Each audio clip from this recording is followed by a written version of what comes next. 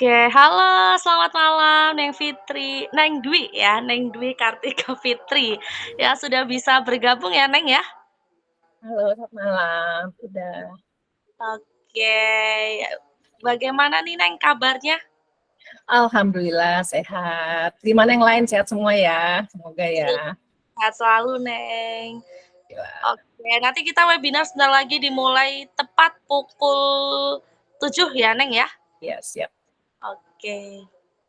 Nah untuk, mau tanya nih, sekarang Neng Dwi masih bertempat tinggal di Bogor ya Neng ya? Masih belum pindah dari 2001 saya di sini. Oke, sudah lumayan lama ya Neng ya? Udah, Di Bogor sekarang cuacanya lagi musim hujan atau masih kemarau nih Neng? masih panas sih, cuman kemarin lumayan sih ada hujan-hujan dikit ya. Udah lumayan Oh, ada hujan. Masih yuk, yuk. Ini ada kucing. Kucingnya gangguin aja. oke. Nah, untuk, saat ini nih kegiatan atau aktivitas Neng Dwi sehari-hari yang sering Neng Dwi lakukan itu di bidang makanan atau minuman atau di arsitek Neng? Atau masih sama-sama berjalan setiap harinya? Semuanya berjalan sih. Kalau sebenarnya kalau apalagi makanan vegan, minuman itu kan sebenarnya dari hobi ya, dari sukanya masak, sukanya berkreasi. Jadi itu akhirnya dijadiin suatu bisnis.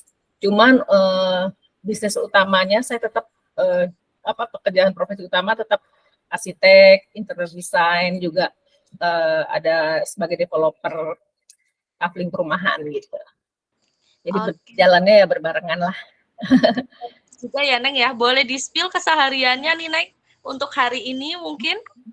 Oh, hari ini Mas saya ada meeting online pagi, terus juga ada ngirim barang untuk pengiriman Tokopedia. Kemudian saya kan produknya juga dijual di online kayak gitu. Jadi ya apa yang bisa dilakuin seharian ya apa aja sih. Halo, Mbak. Berarti memang, keduanya sama-sama berjalan ya Neng ya? Iya, jadi udah karena itu sebagai hobi ya, kalau makan makanan dan kreativitas itu sebagai hobi, tapi profesi tetap arsitek juga. Oke, sepertinya jadwalnya juga padat sekali ya Neng ya? Tapi happy sih jalaninnya, soalnya terbani santai. Terus juga nggak dipaksakan, toh saya juga wirausaha yang bukan ngantor, jadi saya bisa atur waktu, kapan harus meeting, kapan harus misalnya harus ketemu dengan klien, atau kadang saya masak, saya packing, ya semua sih saya banyak lakukan sendiri gitu. Dibawa enjoy aja. Saya juga belum menerima yang pesanan-pesanan banyak, enggak sih. Saya masih yang lebih suka yang sedikit-sedikit custom aja. Oke, hai semuanya, selamat datang kembali, selamat berjumpa kembali di webinar kita malam hari ini, Jumat 27 Oktober 2023, bersama Subiantik, sehat dan cantik bersama Subiantik. Nah, malam hari ini kita akan kembali sharing tentang sukses bisnis online dengan berani tampil di depan kamera, yang pastinya bakal seru banget nih dengan narasumber ahlinya, Neng Dwi Kartika Fitri. Halo Neng Dwi, selamat Halo, selamat malam. malam. Oke, Assalamualaikum. Neng Dwi ini bertempat tinggal di perumahan Gria Bukit Jaya, Gunung Putri, Bogor. Sampai saat ini ya Neng ya? Ya, masih Oke, tinggal di Bogor. beliau ini mempunyai profesi sebagai arsitek dan plant-based food explorer ya. Beliau ini memulai usahanya pada tahun 2010 sampai sekarang ini ya Neng ya. Iya, betul, betul. Oke, langsung saja nih ya, saya spill materi sedikit ya, mengenai, pentingnya public speaking atau kemampuan berbicara di depan umum, saat ini erat hubungannya dengan rasa percaya diri yang dimiliki oleh seorang individu. Percaya diri adalah suatu sikap atau keyakinan atas kemampuan diri sendiri. Manfaat percaya diri adalah membuat kita tidak terlalu sering merasa cemas saat bertindak, kemudian merasa bebas untuk melakukan hal-hal yang sesuai dengan keinginan dan memiliki tanggung jawab atas keputusan serta tindakan yang dilakukan. Percaya diri lahir dari kompetensi. Nah, salah satu kunci percaya diri tampil di depan kamera adalah berani untuk mencoba. Kenali rasa takut yang kita rasakan untuk tampil di depan kamera. Apakah malu, takut kelihatan jelek, takut dibicarakan orang lain, dan sebagainya. Untuk latihan percaya diri, kita dapat menerapkan teknik mindfulness ya, Neng ya. Mindfulness artinya menghilangkan keraguan yang ada di dalam kepala. Nah, kali ini bakal seru banget ya. Kita bakal membahas tentang sukses bisnis online dengan berani tampil di depan kamera. Jangan sampai terlewatkan sedikit ya teman-teman ya. Nah, kalau nanti ada pertanyaan, boleh langsung ditanyakan saja di room chat-nya ya teman-teman ya. Oke, silahkan Neng Dwi untuk memaparkan materinya. Selamat malam semua. Terima kasih ya atas kesempatan saya bisa sedikit sharing di sini. Kita langsung mulai aja ya dengan saya share ininya. Saya share presentasinya. Topik malam ini adalah sukses bisnis online dengan berani tampil di depan kamera. Kenapa sih kok sekarang tampil di depan kamera itu penting ya? Karena sekarang tuh apa online, apa-apa live, apa-apa udah tidak lagi zamannya kita berjualan itu dengan kayak membawa brosur keliling-keliling, udah enggak, semua harus online. Jadi kita harus punya kemampuan untuk dapat presentasikan di depan umum dengan online, salah satunya itu ya. Ini, are you ready? Nah, ini ada 3 kalimat terlarang nih ya. Apa itu? Saya tidak bisa. Nggak mungkin, saya bisa. Saya udah tahu. Kenapa? Dengan kita bilang saya nggak bisa, itu ini ngeblok. Jadi benar kita nggak bisa. Padahal sebenarnya sedikit pun peluang kita belajar, walaupun tadi kita ngerasa kayaknya nggak bakal bisa deh. Dicoba. Jangan takut untuk mencoba, walaupun mungkin masih ada kesalahan, walaupun masih ada kekurangan, tidak ada masalah, saya bisa. Jadi kita rubah saya tidak bisa menjadi saya bisa. Tidak mungkin, tidak ada kata tidak mungkin. Semua mungkin kalau kita mau belajar. Bahkan di saat usia saya yang bukan muda lagi, saya banyak belajar menggali atau tetap menggali dari mana aja ya, baik itu dari YouTube, dari mana untuk meningkatkan kemampuan atau skill atau wawasan saya. Itu apalagi muda-muda ya, itu harus terus tidak ada kata tidak mungkin. Yang ketiga itu saya sudah tahu. Nah, itu sifat atau rasa kita merasa sudah tahu itu jadi kayak kita ngerasa sombong dan merasa kita tidak perlu belajar lagi.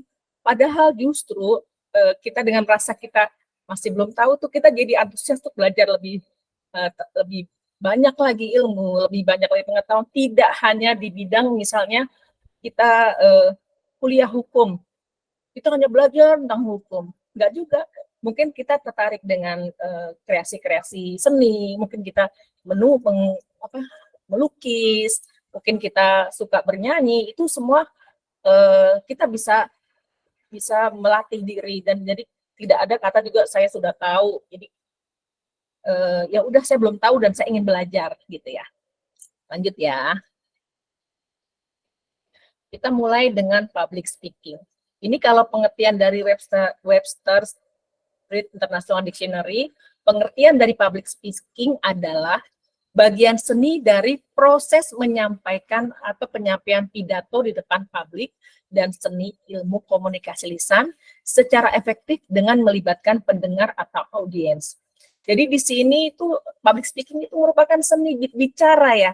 Jadi bukan sekedar kita ngomong, kita baca teks gitu, di mana harus ada intonasi, di mana kita harus memasukkan rasa kita, apalagi kita menceritakan sesuatu, storytelling, itu membuat yang mendengar itu ikut terbawa, atau bahkan dengan kita bercerita bisa orang ikut menangis, ikut bahagia, ikut tertawa. Coba bayangin seperti kemampuan public speaking seorang stand up comedy. Dia mampu berbicara di depan audiens tunggal.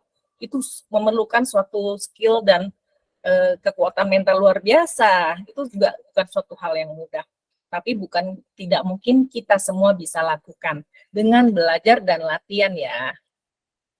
Terus ini lagi, saat ini public speaking merupakan salah satu kemampuan mutlak yang dibutuhkan di era global. Ya sekarang semua serba online, bayangin aja. Ketika kita masih dari zaman dulu cuma ngeprint flyer atau brosur, sekarang kita share itu langsung di broadcast ke seluruh kontak kita, udah kesebar bahkan bisa sampai ribuan. Nah, itu online. Apalagi kita bisa live ditonton oleh ribuan atau bahkan jutaan orang. Betapa itu tersampaikan apa yang akan kita sampaikan, tidak perlu kita ngeprint flyer, nggak perlu kita misalnya membuat sesuatu yang sifatnya jadi pemborosan kertas ini dengan live ini termasuk kita membuat mengefisiensi juga ya. Terus hal tersebut dipicu oleh tuntutan zaman ya, dituntut apalagi setelah zaman pandemi di mana semua online, semua kita yang tadinya meeting tuh harus ketemu, sekarang meeting itu bisa online dan kita terpaksa presentasi dengan atasan kita dengan online, nggak bisa lagi kayak dulu yang harus kita berada di situ gitu ya. Terus secara sederhana public speaking artinya kemampuan berbicara dengan melakukan permainan bahasa. Nah ini yang harus emang kita pelajari. Bukan hal mudah tapi bukan juga hal sulit, semua bisa dipelajari dan dilatih ya teman-teman ya. Nah public speaking di era digital. Sekarang di era globalisasi yang syarat akan teknologi digital, kemampuan berkomunikasi di depan umum atau yang biasa disebut public speaking menjadi salah satu kompetensi yang dibutuhkan. Jadi benar-benar kita harus bisa, siapapun dan nggak kenal gender, nggak kenal usia, semua harus bisa saat ini. Kita harus bisa mengikuti zaman kan ya, nggak bisa juga kita ya udah deh nggak bisa begini, ya udah bisa begini, nggak. Kita harus bisa meningkatkan skill kita dengan belajar. Coba aja deh kita bikin video misalnya, menceritakan a day in my life. Itu udah salah satu kita berusaha untuk belajar bagaimana kita bercerita dengan kamera. Itu pun udah latihan, itu sangat bagus. Namun kebutuhan tersebut tidak sejalan dengan kondisi yang ada di tengah masyarakat saat ini. Ini ada surveinya ya. Hampir 25% penduduk di dunia mengalami ketakutan dalam public speaking atau berbicara di depan umum. Dan itu nyata. Ketika disuruh maju, lu aja deh, kamu aja. Malu, nanti takut rugi, takut salah. Nah itu yang menyebabkan banyak orang tidak berani untuk berbicara di depan umum ya.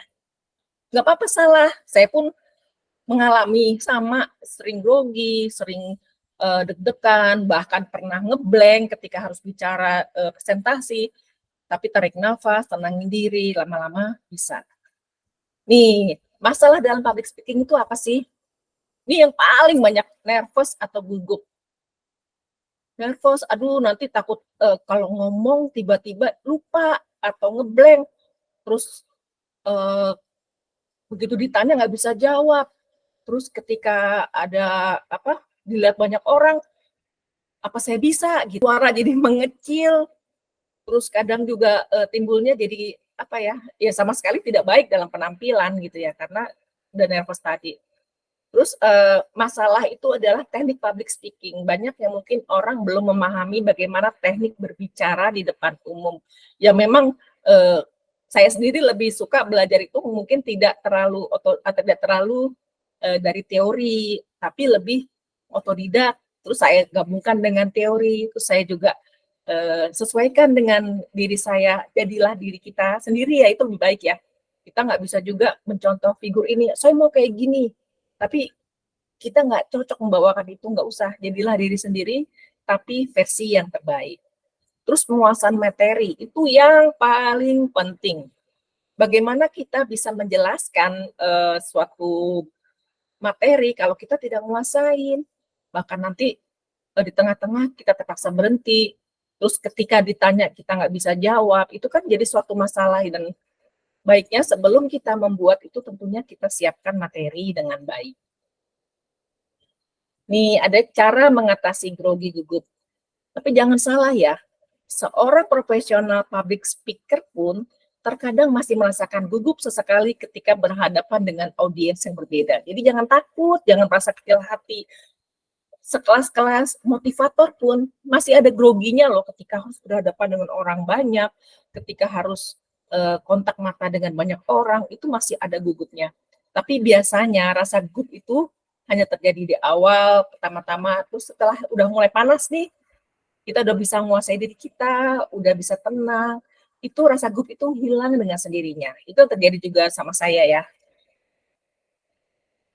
Untuk tidak terjadinya masalah atau kendala saat kita presentasi. Jadi kita sekarang kan ya memasarkan produk atau menjual produk atau kita mempromosikan produk, seringkali kita memerlukan untuk bertemu klien, customer, di mana kita mempresentasikan produk kita. Nah, di situ berarti kita baiknya mempersiapkan matang materi yang akan ditampilkan. Jadi jangan dadakan ya kita mau ketemu orang nih, aduh ngomong apa ya nanti ya, udah lihat nanti aja deh. Nah itu bahaya, nanti ketika di depan klien atau depan ini, udah deh kacau, kita kadang nggak tersusun apa yang kita mau sampaikan, banyak yang terlompat, atau kita cuma mengandalkan ingatan tanpa ada materi yang disampaikan ya. Jadi penting ya, kita harus menyiapkan materi. Bisa aja kalau misalnya tidak menggunakan laptop, oke tulis tangan, tapi jangan ada yang terlewat. Misalnya kita meeting nih, harus meeting dengan seorang untuk kita menawarkan produk, supaya nggak ada yang kelewat kita sampaikan, tulis aja poin-poin yang akan kita sampaikan. Jadi jangan sampai kelewat, persiapkan matang. Apalagi berupa presentasi seperti Zoom atau webinar, atau itu kita benar-benar mempersiapkan sebelumnya, dan kalau bisa latihan dulu, atau kita mencoba untuk bicara sendiri, membawakan materi ini, udah enak belum ya, atau masih kurang, atau gimana, nah itu bisa diperbaiki. Siapan diri adalah penting ya. Nah ini juga penting, pikirkan hal baik, buang pikiran negatif, bayangkan hal baik. Jadi kita kalau ingin mulai sesuatu tuh jangan belum apa-apa udah gini, aduh nanti bakalan ini nggak ya, bakalan saya bakalan lupa nggak ya, aduh saya bakalan bisa ngomong nggak ya di depan orang. Pikiran negatif itu yang akhirnya ngeblocking alam bawah sadar kita, yang tadinya kejadian bener, kita nggak bisa ngomong depan umum, kita grogi, kita ketika ditanya langsung nggak bisa jawab, ngeblank, itu karena apa? Kita dari awal sudah penuh dengan pikiran negatif kita sendiri. Saya nggak bisa, aduh nanti kalau udah salah ini gimana, kalau ini gimana, kayak gitu. Jadi itu harus benar-benar dipikirkan ya, pikirkan hal-hal positif. Bayangin aja, wah nanti audiens saya akan tersenyum melihat saya, audiens saya akan mendapatkan manfaat dari yang saya berikan, mereka bahagia, kita pun bahagia. Jadi afirmasi positif atau baik itu sangat penting juga dalam kita akan memulai untuk berbicara. Yang ketiga, masuk lebih awal. Nih, seringkali nih ya, beri space waktu kita untuk mengenal situasi. Seperti kalau misalnya offline, itu apalagi offline ya, jangan datang terlambat, terlalu tepat waktu, atau terlambat, apalagi terlambat. Datanglah lebih awal, kita bisa lihat situasinya dulu, kita bisa tenangkan dulu, tarik nafas, kita bisa sedikit pemanasan, itu penting. Jadi datang, kalau untuk Zoom ya kita masuk lebih awal, atau kita udah persiapkan matang semua. Untuk perangkat digital itu juga penting. Kenapa? Kita siapkan jangan sampai nanti ada masalah, error, atau apa yang tiba-tiba sinyalnya hilang, itu harus dipikirkan, kita harus kuat di wifi-nya, atau apa yang harus kita siapkan matang sebelum kita untuk presentasi, untuk misalnya Zoom, atau sekedar kita untuk share produk kita gitu ya. Memahami tema itu udah pasti ya. Dan kalau perlu kita kayak menjiwai topik tersebut. Terus kita bisa merasakan, wah topik ini kalau saya sampaikan ini tentu akan bermanfaat bagi orang lain. yang mungkin tadinya istilahnya nggak berani ngomong, yang tadinya nggak bisa di depan orang tuh nggak bakal berani deh, mau coba. Ya dicobalah, mulai dia ngomong bikin video day in my life, hari ini saya kesini dengan videonya, akhirnya diposting, akhirnya dia mulai beranikan diri untuk bisa bicara lebih lama lagi, yang tadinya mungkin satu kalimat dipotong sambung-sambung, nggak apa-apa, itu kan proses ya. Nanti suatu saat akan udah bisa ngomong panjang, bahkan tanpa skrip, bisa benar-benar sesuai dengan harapan kita, dapat audiens menangkap apa yang kita bicarakan. Nah, nih atur pernafasan. Kalau lagi grogi biasanya saya juga mengalami atur nafas, kita tarik nafas, terus tarik nafas, terus sambil kita afirmasi positif, saya bisa, saya tenang, semua akan baik-baik aja, semua akan berjalan dengan lancar.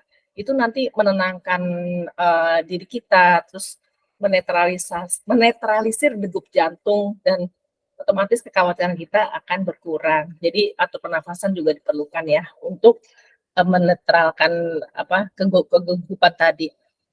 Dan yang terakhir tentunya berdoa. Apapun yang kita mau melakukan sesuatu, kita berdoa dulu kepada Allah, ya Allah, semoga dilancarkan presentasi hari ini, semoga dilancarkan, saya bisa misalnya sebagai narasumber supaya lancar, supaya tidak ada masalah, seperti itu.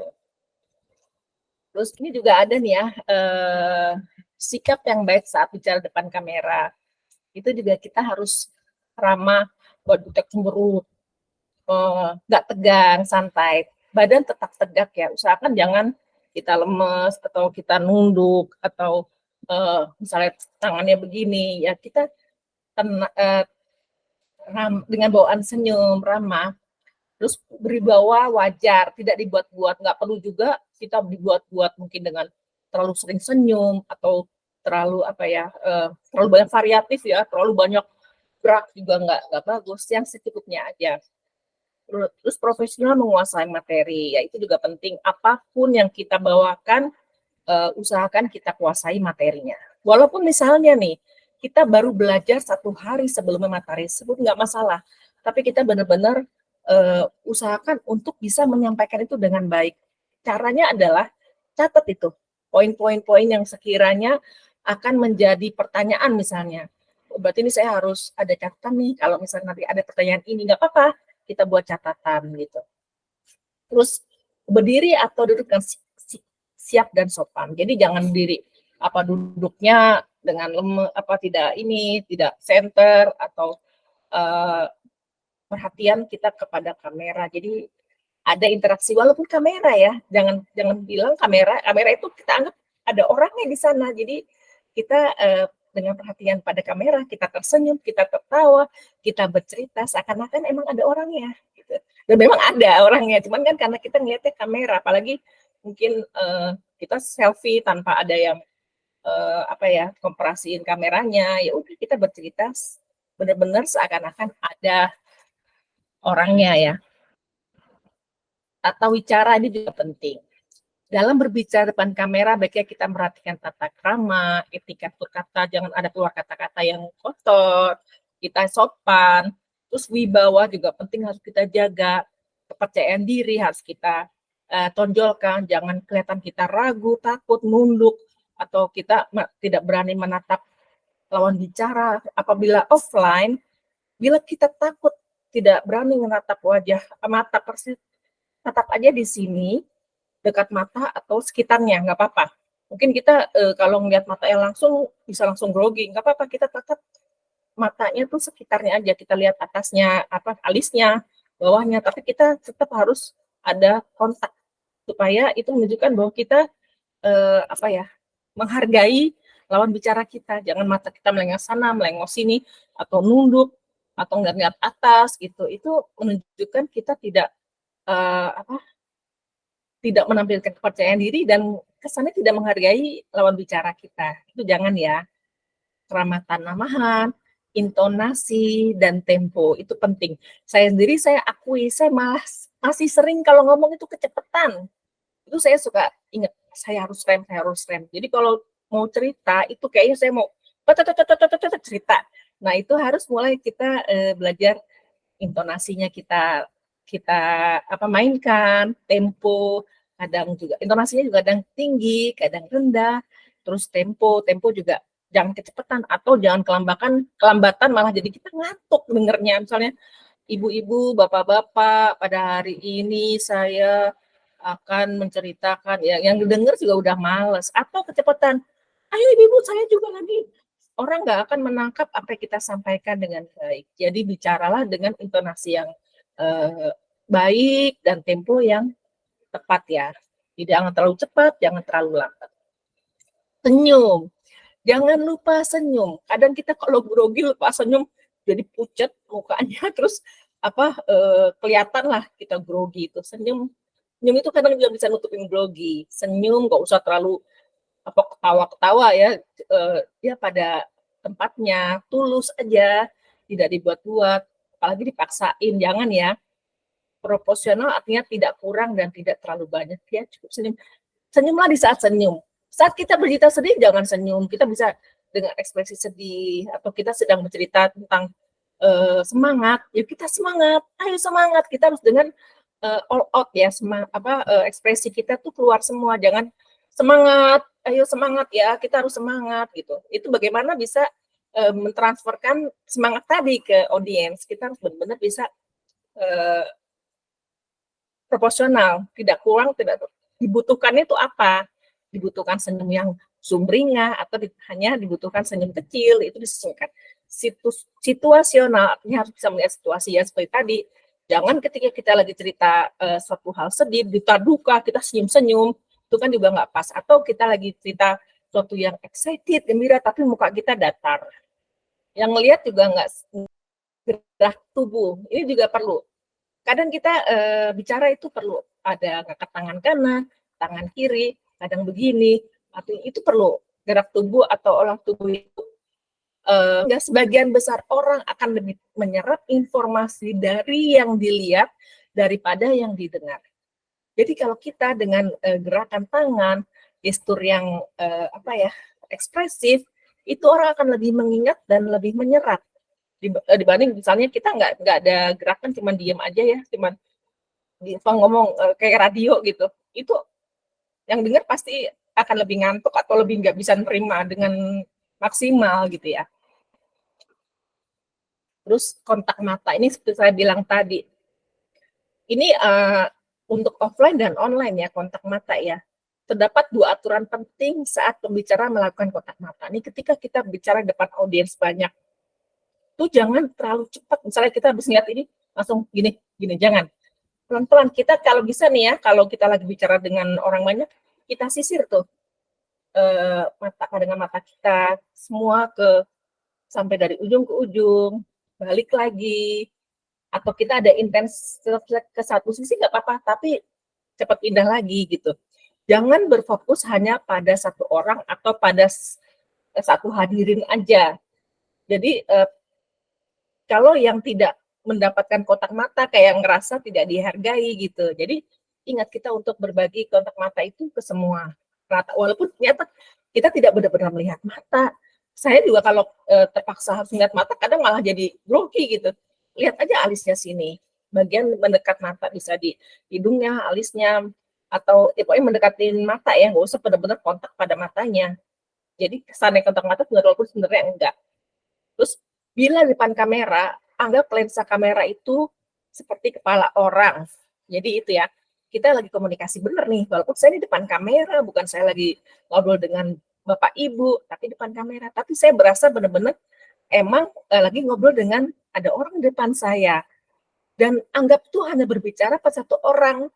Itu untuk supaya kita nggak grogi. Jadi kalau kita buka YouTube atau buka ini kan satu-satu kan, emang bukannya ramean nonton bareng gitu kan, enggak. Jadi udah anggap aja satu-satu, kita lagi berbicara dengan satu orang. Jadi kita lebih ngerasa lebih nyaman, kita nggak ngerasa aduh saya nonton banyak orang nih, saya musik penampilannya harus bagaimana nih, enggak, udah kita santai aja, kita lagi ngobrol dengan seseorang, jadi pembicaraan kita jauh itu lebih santai, lebih ringan, lebih enak, itu ya. Nah, ini satunya, kuncinya adalah pengalaman dan latihan. Semua itu harus ada pengalaman dan latihan. Jangan ragu untuk ketika ada misalnya gini, coba dong, ya termasuk kayak tantangan nih, Bu, isi webinar ini, oke, gitu. Berarti kan di situ saya juga harus belajar lagi kan. Maksudnya itu, oh saya harus menggali lagi tentang apa yang akan saya tampilkan. Jadi kita harus menambah pengalaman lagi nih. Terus kita jangan pernah nggak bisa saya nggak mau takut saya nggak bisa nih, saya nggak kompeten nih gitu. Jangan. Kalau saat ada peluang apapun dicoba. Itu barangkali saya pernah jadi MC dan saya akuin saya tidak cocok jadi MC. Saya tidak bisa mungkin saya kalau MC itu kan memerlukan skill lebih tinggi dari sekedar pembicara ya. MC itu dia harus bisa membawa audiens ikut benar-benar terlarut ya dengan acara gitu, dan kita harus kadang bisa happy banget, bisa nyanyi, bisa ini. Nah, itu sebenarnya MC itu bukan mudah, kecuali MC protokoler ya lebih resmi mungkin lebih mudah, tapi kalau yang informal itu juga nggak mudah. Tapi apabila ada kesempatan itu pasti saya ambil, dan saya pernah juga jadi MC walaupun saya belum puas dengan hasilnya karena aduh kok saya kayak kaku amat ya MC-nya. Ya itu nggak apa-apa, itu satu latihan yang menurut saya, dan kita bisa gali, oh ternyata saya kurang pas nih kalau jadi MC, mungkin saya lebih cocoknya jadi eh, misalnya lebih untuk bicara, atau sebagai kalau untuk pemasaran nih ya juga kita mungkin nyata kalau untuk pemasaran saya bisa, tapi kalau untuk informal pembukaan itu saya grogi gitu. Nah itu lama-lama kita akan membaca, dan itu semua bisa dipelajari, semua bisa latihan, semua bisa karena adanya pengalaman. Dicoba dan jangan takut. Kalau belum ada kesempatan untuk tampil depan umum ya dimulai aja, kita buat yang punya bisnis online, buatlah video-video dengan kita ada di situ, kita bercerita tentang produk kita. Kan banyak tuh sekarang video-video produk yang dimana kita mencerita storytelling tentang produk tersebut. Itu akan lebih menarik penjualannya bagi pembeli, karena apa? Pembeli ketika tahu storytelling produk itu kecenderungan terpikatnya itu bisa jadi belum tentu karena produknya. Misalnya sama-sama yang dijual itu keripik tempe gitu ya. Tapi di sini ada storytelling-nya. Ini saya belanja ke pasar, saya iris-iris, ada videonya, terus saya ditepung, terus ada ini, anak saya gangguin, misalnya gitu. Itu orang akan terbawa dengan storytelling kita. Dan terus ketika itu ada video kita ngicipin atau dicipin oleh siapa, enak banget di keripik yang segitu.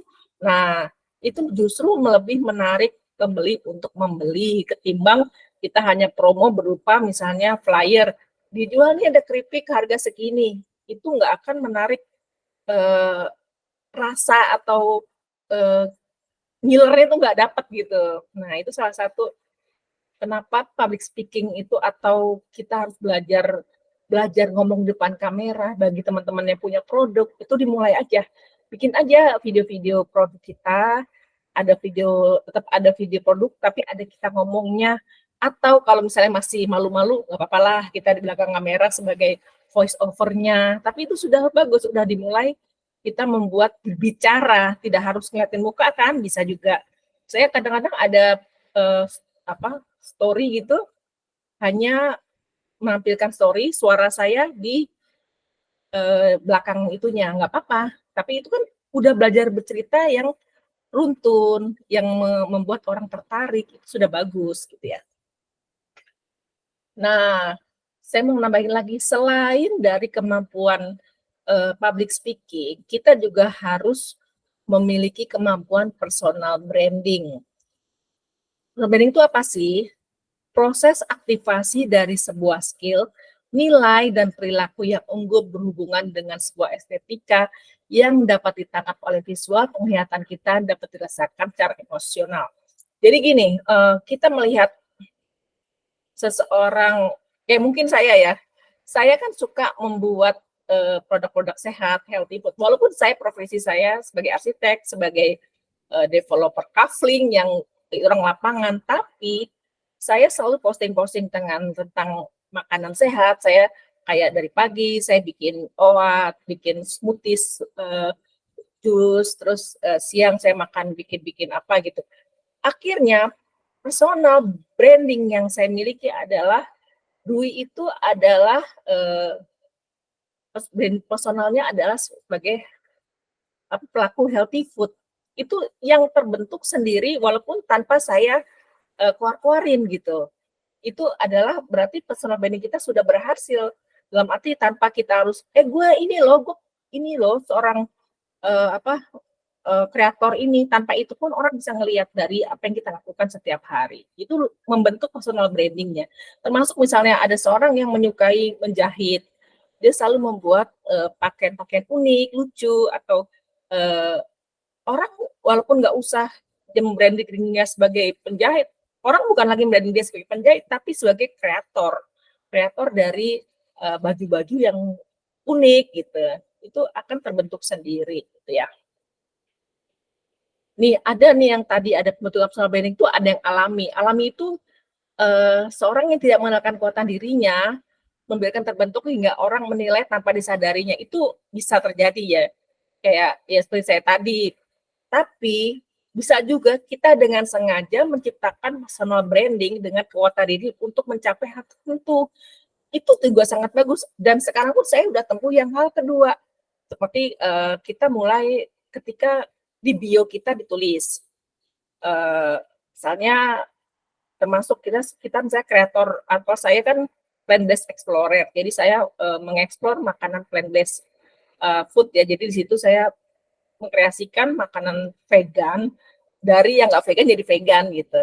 Itu saya tulis, tapi di konten saya pun ada. Jadi ada kesinkronisasi atau ada link-link yang bisa dicek ketika saya juga ada dapur saya, ada ini tuh ada. Itu penguatan personal branding dengan kita promo. Kita perlu promo, jangan salah, kita juga perlu promo diri kita. Bahkan seorang misalnya seorang notaris, orang yang punya profesi-profesi, kita perlu punya personal branding, orang jadi tahu. Misalnya dia seorang lebih kalau sekarang kan konten kreator ya. Konten kreator yang tadinya mungkin bukan untuk bisnis, setelah dipikir-pikir, wah kok enak ya kalau bikin konten bisa jadi duit ya. Nah, mulailah dia promo, dapat membantu bisnis Anda tanpa Anda ribet, serahkan saja pada kami untuk mengkreasikan promo penjualan Anda. Itu akhirnya dipromokan, dia membranding dirinya sebagai konten kreator untuk penjualan produk siapapun. Nah, itu kita bisa ciptakan dan itu mulailah digali sekarang teman-teman juga. Saya di mana nih ya personal brandingnya? Bagi yang mencintai lingkungan mungkin, ya sebagai seorang aktivis sampah, kayak teman-teman saya banyak ya, aktivis peduli sampah, aktivis ekoenzim, ada Biowas, ada semua itu terbentuklah personal branding yang diciptakan oleh dirinya dari konten-kontennya, dari videonya, dari apa yang dilakukan sehari-hari gitu ya teman-teman ya. Nah, tujuan personal branding itu tentunya menarik perhatian. Ya kita nggak, masa namanya kita berbisnis online, tentunya kita ingin produk kita menarik perhatian ya. Selain produk tentunya kita membawa itu kita harus juga bisa menarik perhatian. Kalau misalnya nih, ya maaf pengalaman saya pribadi sendiri ya, apapun saya keluarkan kalau udah healthy food, orang teras-teras aja percaya gitu. Ini saya cukup sebut ini makanan sehat bisa untuk anak kebutuhan khusus, bisa misalnya sebutkan tanpa gula, tanpa ini, orang teras percaya. Mungkin kalau orang yang belum memiliki personal branding, bohong kali dia tuh, jangan-jangan pakai, cuma bilang nggak pakai. Nah, itu bisa. Tapi makanya membangun trust itu juga bukan hal yang istilahnya pendek ya, kita perlu waktu juga. Jadi itu terbentuk sendiri dengan apa yang kita lakukan sehari-hari. Itu dengan tentunya juga sering-sering kita posting, promo, itu perlu ya. terus membangun kepercayaan yang seperti saya bilang tadi. Ketika kita sudah memiliki personal branding yang kuat, orang pasti percaya. Misalnya, anggap nih seorang arsitek, dia tidak pernah sekalipun ngebangun rumah atau membuat gambar. Terus gimana seseorang akan percaya bahwa dia mampu melakukannya gitu? Setidaknya dia harus punya portofolio, dia pernah promo, ya dia bisa. Nah, jadi ada portofolio yang udah diciptakan untuk membangun kepercayaan, membangun reputasi juga itu. Jadi reputasi yang baik, kita berjualan yang baik, yang bermanfaat bagi orang, nggak menjual ya, maaf ya, misalnya bakso pakai borak atau pemanis buatan yang akhirnya bikin batuk gitu kan. Itu kalau kita berjualan atau membuat produk dengan benar-benar dasar bahwa kita ingin orang lain lebih sehat, orang lain merasakan manfaat, itu kan salah satu cara kita membangun reputasi tanpa harus kita istilahnya ya reputasi gue bagus nih, nggak perlu gitu. Orang akan melihat sendiri, oh ini orang yang membuat produk tuh nggak asal gitu. Dia pasti memperhatikan kebersihan, kesehatan. Orang udah percaya, reputasi udah terbentuk. Mempengaruhi persepsi itu pun bisa. Ya, balik lagi ke saya, misalnya selama ini orang ngebayangin makanan vegan itu cuman makan sayur doang atau cuma hijau-hijau, kalau dilepas di kebun bisa makan, lo nggak makan apa-apa. Siapa bilang kita bisa berkreasi makanan-makanan non hewani, plant based dengan rasa yang tetap enak. Bahkan saya tetap bisa bikin soto, saya bisa tetap bikin soto jamur, atau saya tetap bisa bikin bakso. Itu bisa. Jadi persepsi yang salah itu kita bisa personal branding itu bisa merubah persepsi yang salah menjadi yang sesuai dengan harapan kita. Itu ya, teman-teman ya. Ini membangun personal branding. Sebenarnya kapan sih orang mendapatkan kesan pertama tentang Anda ketika pertama kali bertemu? Bukan, Anda harus telah buat kesan pertama, bahkan sebelum Anda bertemu dengan orang tersebut. Jadi orang tuh udah tahu kita sebelumnya. Itu adalah kekuatan dari personal branding tadi. Jadi ya kenapa sosmed itu sekarang, gunakanlah sosmed dengan bijak. Udah daripada buat gosip, daripada buat istilahnya kita curhat-curhat sedih, udah jualan aja. Walaupun kita nggak produk, udah nggak apa-apa jualan produk orang, itu lebih bermanfaat. Jadi misalnya saya ada seorang yang emang spesialisnya menjualkan produk orang, yang itu ya udah dia bukan tidak baik, sangat baik, dia bahkan menjadi reseller, dan dia reseller yang bisa mendapatkan penghasilan bahkan mungkin 1 bulan dia bisa 20 juta dengan hanya menjual produk orang. Jadi tidak ada kata istilahnya lebih baik punya produk dibanding reseller, enggak juga.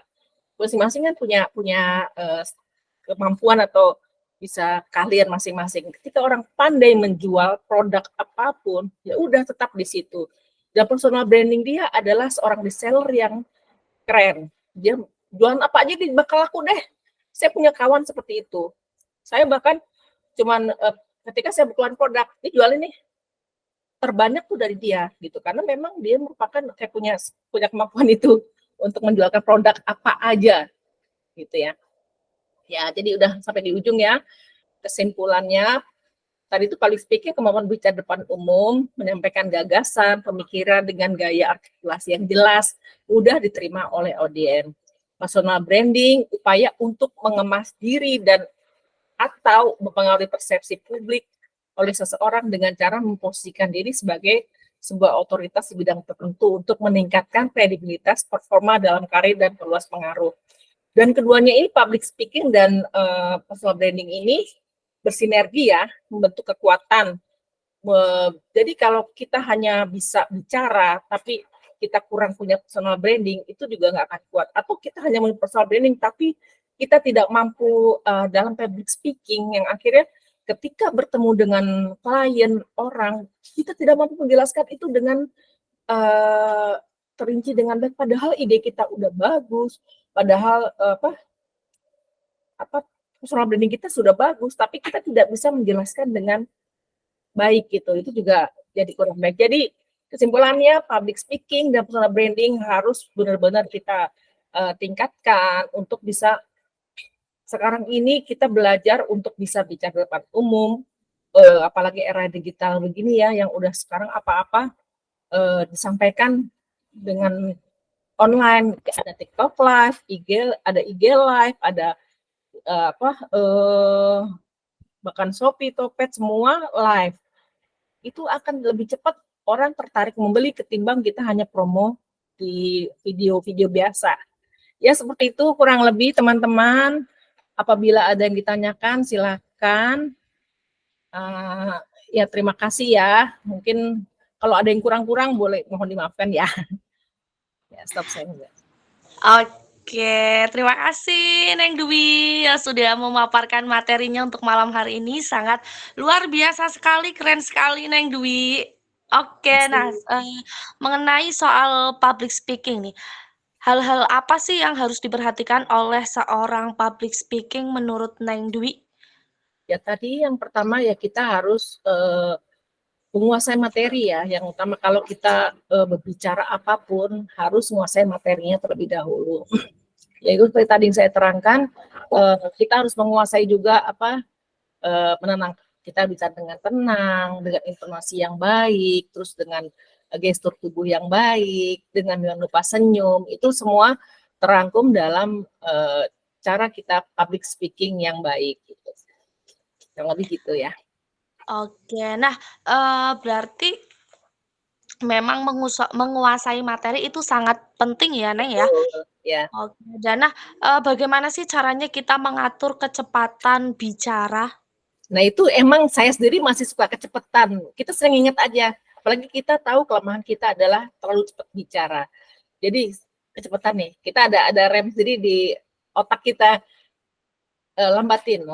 Oke, jadi kita harus ngatur ritme itu. Apalagi kadang-kadang kalau saya ingin menyampaikan sesuatu tuh kadang-kadang pengen semua cepat tersampaikan gitu. Nah itu kita harus belajar untuk mengerem, terus jangan dulu saya selalu bicara cepat dan ngos-ngosan gitu. Nah sekarang saya udah belajar untuk mulai ngatur ritme pelan-pelan, intonasi diturunin, mungkin itu sih, Mbak. Jadi kita belajar untuk sambil terus pakai ngimbangin dengan pikiran kita. Oh ini harus tenang nih, harus tenang, harus kurangin nih speednya kayak gitu. Jadi sering dikontrol diri sih. Oke, menyesuaikan juga ya, Neng ya? Betul, jadi jangan kecepatan, jangan juga kelambatan, yang akhirnya bikin ngantuk yang denger ya. Kalau kita ngomong lambat, suaranya rendah, itu juga nggak baik. Terus juga bicaranya apa, tentang misalnya kita mau antusias tentang exciting sesuatu, otomatis kita harus lebih semangat. Tapi kalau misalnya kita mau menceritakan storytelling tentang romantisme dengan nadanya lebih rendah, terus dengan lambat, itu juga perlu. Jadi sesuaikan juga dengan, benar tadi, sesuaikan dengan apa yang mau kita sampaikan. Oke, baik. Nah, mungkin saat ini kan banyak ya, Neng, ya, orang yang melakukan, bisnis online secara live stream.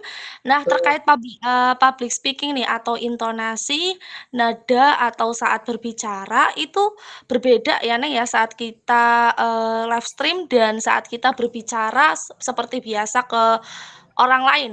Ya betul, apalagi kayak Contoh. kita ini ya seperti kayak di TikTok itu kita bahkan berapa, ayo cepat dibeli, cepat. Ya itu memang satu strategi marketing untuk orang cepat-cepat check out. Beda dengan ketika kita berbicara tentang produk yang kita lagi menjelaskan. Kita nggak bisa ngomong buruan beli, pokoknya beli gitu. Ini apa produk apa yang orang nggak tahu gitu. Tapi jadi ada beberapa cara yang sesuai dengan produk dan sesuai dengan dia mau hard selling, soft selling. Kalau hard selling bisa aja langsung diangkat ini sepatu. Ayo cepat dibeli ini dapat 2 dapat 3 atau apa seperti bahasa-bahasa kayak di Tanah Abang, nggak masalah kalau emang segmentasinya itu. Tapi kita nggak mungkin menjual tas mahal dengan cara seperti itu. Yang pasti kita soft selling seperti kita ini tas dengan kualitas gini kita jelaskan yang emang segmentasinya beda. Jadi ketika kita mau jual tas mahal, nggak mungkin kita jual seperti ala Tanah Abang gitu. Jadi seperti itu, sepatu juga ini elegan, bagus, apa gitu. Kita jelaskan dengan bahasa yang memang lebih elegan seperti itu ya. Oke, berarti memang beda ya, Neng ya, Beda, bisa caranya disesuaikan. berbicara saat kita berjualan dan saat kita berbicara mungkin, apa namanya, berbicara saat jualan dan berbicara keseharian ya, Neng ya? Bisa beda, iya. Apalagi kita sering lihat live TikTok tuh, orang bisa teriak-teriak sampai suaranya serak. Ya walaupun karena memang tuntutan dari produk tersebut. Kan ada yang memang sampai harus apa nggak berhenti bicara gitu, lelah banget kan. Tapi memang tuntutan dari produk tersebut dan tuntutan marketing dari produk tersebut ya, iya harus lakukan seperti itu. Gitu. Oke, baik. Nah, untuk, mengenai personal branding nih, apa saja kesalahan yang menyebabkan jatuhnya sebuah personal branding? Sebenarnya nggak bisa dibilang salah ya, kadang-kadang maksud kita bagus gitu ya, mau menampilkan sesuatu untuk meningkatkan personal branding, tapi sifatnya misalnya itu bohong ya, ya flexing lah, banyak lah yang sekarang dilakukan flexing, menunjukkan wah ini nih rumah saya berhasil dari usaha bisnis saya, nah, ternyata enggak gitu misalnya, atau ternyata pakai rumah orang, atau yang sifatnya nggak jujur itu ketika diketahui oleh audiens bahwa itu tidak jujur dan diviralkan, akhirnya merugikan diri sendiri. Personal branding yang dia mau tampilkan adalah misalnya saya seorang yang berada setelah menjalani bisnis ini gitu kan, itu banyak sekarang ya, jadi flexing dengan kekayaannya atau dengan apa yang sudah dia dapatkan, tapi ternyata itu bohong semua, atau dia bisa ngedit-ngedit tuh penghasilan hari ini 1 miliar padahal nggak segitu. Itu kan satu cara, mungkin itu satu strategi marketing juga, tapi apabila itu dilakukan ada yang tahu atau akhirnya ada yang komen dengan tidak baik, itu malah jadi menjatuhkan reputasi dia sendiri gitu loh, karena tidak ada kejujuran di awal. Lebih seperti itu sih. Jadi sebut kesalahan ya relatif kita sebut kesalahan atau memang strategi marketingnya seperti itu.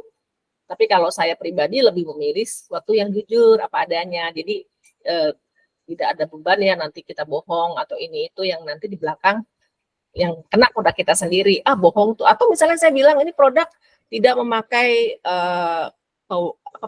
pengawet, padahal saya kasih pengawet gitu. Itu juga walaupun nggak akan ketahuan, tapi secara batin, secara kita punya apa idealisme itu nggak bisa kan. Nah, itu makanya kayaknya seorang seorang produsen atau itu baiknya termiliki idealisme yang baik untuk menciptakan produk yang bermanfaat untuk orang lain. Itu sih.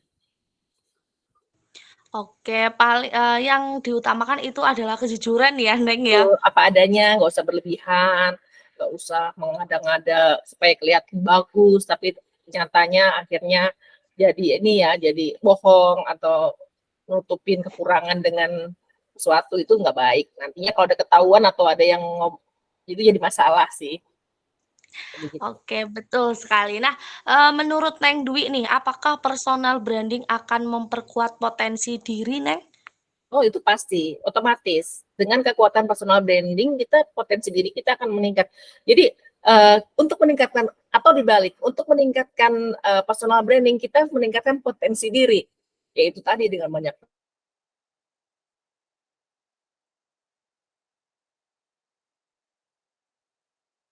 gali lagi ya kayak misalnya saya tadinya taunya vegan itu pokoknya non hewanin. Sekarang saya udah mulai mencari makanan apa aja sih yang manfaatnya bagus, cara olahnya seperti apa sih yang tidak usah digoreng misalnya, atau mengganti ayam goreng pakainya minyak apa gitu. Jadi itu menambah wawasan kita, meningkatkan skill kita, potensi kita untuk nanti akhirnya meningkatkan personal branding kita sendiri gitu. Otomatis gitu. Oke, baik. Nah, apa sih perbedaannya personal branding dan pencitraan menurut Neng Dwi? Kalau pencitraan itu kayaknya lebih sering tidak jujur ya. Kalau personal branding harusnya, ya ini harusnya itu jujur. Karena itu menampilkan diri kita apa adanya. Kita membranding diri untuk dalam kaitan untuk produk gitu ya. Kita mengeluarkan produk, tapi kita harus punya personal branding bahwa kita seorang produsen yang baik. Itu akan meningkatkan otomatis penjualan kita. Atau misalnya kita punya produk skincare, di mana tidak mengandung zat membahayakan. Itu concern kita di situ, dan kita ngomong di depan umum bahwa saya tidak akan memasukkan merkuri dalam produk saya, misalnya seperti itu. Tapi ternyata dia memasukkan karena untuk pencitraan. Nah, itu kan bahaya. Dan ketika dicek oleh BPOM adalah merkurinya di situ, dan itu akhirnya justru malah membalik pada dirinya sendiri, merugikan dirinya sendiri. Pencitraan mau kelihatannya baik, ternyata malah dia bohong untuk produknya lebih laku ya, misalnya kayak itu, Mbak. Oke, baik. Nah, menurut Neng Dwi nih, kompetensi apa sih yang perlu, ditingkatkan agar personal branding kita mempengaruhi keberhasilan kita di dunia kerja? Kompetensi tentunya beda-beda ya, tergantung dengan bidangnya. Ya misalnya untuk konten kreator yang tadinya kita bikin video asal-asal nih, sekarang kita mulai gimana bisa ngedit video jadi estetik misalnya. Kita belajarlah cara-cara ngedit video, pengambilan video yang bagus, nggak goyang-goyang, nggak naik turun. Terus gimana sudut yang bagus, pencahayaannya seperti apa, lagunya kayak apa, itu kita pelajari, memperdalami hal tersebut sampai mendalam. Terus kalau misalnya dia sebagai produsen makanan yang tadinya hanya tahu pokoknya ini campur ini jadi ini. Nah, sekarang mulai tahu nih, oh ini alternatif bahannya bisa ternyata pakai ini lebih hasilnya lebih empuk loh. Jadi ada inovasi-inovasi yang timbul yang akhirnya jadi mendapat meningkatkan dari kualitas produk yang kita buat. Gitu. Jadi seperti itu. Selain juga kualitas juga bisa juga kita mungkin bisa dapat harga lebih murah, tapi kualitas lebih baik. Itu salah satu kita dengan menggali terus mengembangkan diri tadi. Itu, Mbak. Oke, baik. Berarti memang personal branding itu berkaitan juga dengan dunia kerja ya, Neng, ya? Otomatis. Tapi ya gini, tergantung. Ada seseorang yang memang di dunia kerja, dia tidak memerlukan personal branding karena dia hanya bekerja sesuai dengan porsinya. Anggap dia seorang admin. Dia tidak diperlukan personal branding kuat untuk seorang admin, walaupun memang lebih kayak misalnya dia sebagai admin yang kerjanya rapi, itu bagus. Tapi tidak bisa terlalu banyak manuver berkreasi ya. Beda sama misalnya seorang wirausaha. Orang wirausaha lebih akan sangat memerlukan personal branding karena kaitannya adalah nanti dia kalau nggak punya konten branding, dia tidak bisa membuat produk yang baik, dia tidak bisa menjual, itu kaitannya dia nggak ada pemasukan. Tapi bagi seorang karyawan mungkin ya udah gue mau nggak kerja nyantai-nyantai apapun tetap gue digaji. Nah itu bedanya mindset yang akhirnya kayak untuk seorang pekerja personal branding itu ada yang dibutuhkan, ada yang enggak gitu ya. Apa ya akan terlihat atau tidak itu tergantung bidangnya. Kayak misalnya operator pabrik, dia hanya mengerjakan memasukkan kancing gitu. Udah begitu pekerjaannya setiap hari. Dia tidak memerlukan personal branding apa-apa. Ya udah pekerjaannya hanya itu. Kalau dia mau menampilkan personal branding, dia harus berbisnis di lain misalnya dia jadi mau jual gorengan dah, yaitu dia bisa menciptakan personal branding lain, yaitu dia bisa berkreasi gorengan, menjual sesuatu yang bermanfaat atau yang enak gitu. Seperti itu sih lebih. Oke, berarti memang personal branding itu harus dibentuk dengan hati-hati juga ya, Neng, ya? Betul. Dan itu akan melekat terus. Jadi kita hati-hati dalam kita memang tidak usah terlalu peduli dengan pendapat orang, dalam arti kita jadi juga jangan hidup untuk memuaskan pendapat orang, enggak. Kalau saya lebih kepuasan hati di mana kita sudah berkarya, kita sudah menghasilkan sesuatu yang bermanfaat bagi orang lain, otomatis kan personal branding terbentuk tanpa kita berniat dengan sengaja gue mau menciptakan personal branding seperti ini, nggak perlu. Jadi udah kita lakukan yang terbaik aja, nanti personal branding akan terbentuk sendiri. Seperti itu sih. Oke, mantap sekali. Dan nih, bagaimana sih caranya kita membangun personal branding di media sosial, Neng? Nah itu juga kalau saya ada tuh menu di bio, itu masukin aja misalnya tertarik dengan masak kue gitu ya, cooking apa gitu, atau apa itu masukkan di bio personal branding kita. Atau misalnya kita bisa bikin demo masak, atau bisa misalnya untuk apa order atau untuk memanggil kita sebagai narasumber apa, silahkan hubungi nomor ini gitu. Jadi itu ada promo diri yang sifatnya apa yang kita kuasain. Jadi di sosmed, selain itu juga kita bisa bikin video-video konten yang di bawahnya kita bisa kasih caption bahwa ini dijual, atau teman-teman yang ingin belajar bikin kue ini bisa hubungi saya atau apa ya, seperti itu. Itu meningkatkan kita memiliki personal branding yang terbentuk dari konten-konten dan itu dari bio tadi. Perbanyak aja, dan juga jangan lupa kita juga punya beberapa sosmed gitu ya. Itu juga masing-masing juga saling support. Jadi misalnya di Instagram kita ini, di Facebook, nanti di TikTok, saling support untuk peningkatan personal branding tadi. Itu bisa. Oke, baik Neng. Nah, menurut Neng Dwi nih, faktor apa aja sih yang membentuk personal branding? Faktor itu ya tentunya yang membentuk ya kejujuran tadi sih. Kalau saya nggak perlu macam-macam mengada-ngada ya. Faktor yang ngebentuk ya tentunya kita dengan membuat sesuatu yang bermanfaat bagi orang, yang sesuatu yang membuat orang bahagia, atau misalnya cuman kita profesi kita pelawak gitu ya, itu kan udah bikin bahagia orang, udah bikin orang ketawa, udah orang bikin itu jadi personal branding yang diciptakan dari skill yang kita punya. Jadi sebenarnya tinggal gali apa sih skill kita yang bisa kita tampilkan, apa personal branding apa yang layak kita tonjolkan gitu. Juga nggak usah perlu ditonjolkan semua. Bahkan saya sering tidak mencantumkan apa arsitek itu sebagai personal branding karena itu sudah terbentuk, yang maksudnya utusan pekerjaan ya di luar udah pekerjaan, udah pasti udah ada berjalan gitu. Tapi kalau untuk saya sebagai plan dan explorer atau saya menjual produk makanan, itu saya perlu personal branding gitu. Dalam arti apa yang saya kreasikan itu orang tertarik untuk beli gitu. Oke, baik. Dan memang personal branding dan public speaking itu harus sama-sama berkaitan ya, Neng ya? Sama-sama kita pelajari untuk dan kuasai. Ya semua belajar, semua dimulai dari belajar. Jangan pernah apa ya bilang kita nggak bisa. Aduh nggak bakal deh saya bisa ngomong depan umum, udah grogi duluan. Nggak, dicoba aja.